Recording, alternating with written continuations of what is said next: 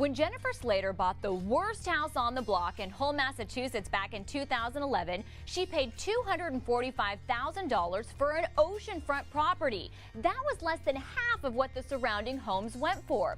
15 months later, after a couple $1,000s in renovations, Jennifer found out she had nearly doubled her home's value. And she's not alone. In San Francisco, the Schroeders also bought a neighborhood eyesore and paid 11% below the going rate.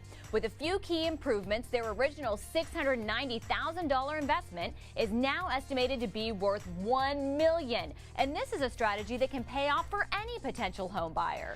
With me to talk about it is Colby Sambroto. He's president and CEO of USRealty.com. Thanks for being here, Colby. Thanks for having me. So let's just start with the basics. The rationale behind this strategy. Why would anyone want the worst home on the block? And the reason behind it, I think, is the idea that you're going to get some hidden value and you're going to get some built-in hidden equity in that home if you get it below what everyone else is paying for houses in the same area. So let's talk a little more about this strategy. What are the pros behind it? You're going to be able to get a house that's less expensive. If you get it at a discount, you make a couple cost-effective changes to that home, it becomes much more appealing, and you've now got a home that's worth much, much more based upon its neighborhood and the fact that it's now, not the eyesore of the neighborhood. There's less competition. Less competition, right? So presumably if the home is unappealing, there's going to be fewer people bidding on that home against you when it comes time to try to buy it.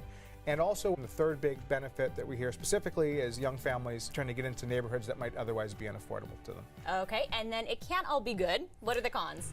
It's going to require some repairs, okay. Most likely. You need to be aware that those repairs shouldn't outweigh the discount that you believe you're getting on the property. Otherwise, you're not getting the value that makes this strategy worthwhile. I think you need to make sure that you're going to do things that all buyers have to do, right? Everyone has to pay for an inspection. Everyone has to pay for an appraisal for the most part in this country as a buyer.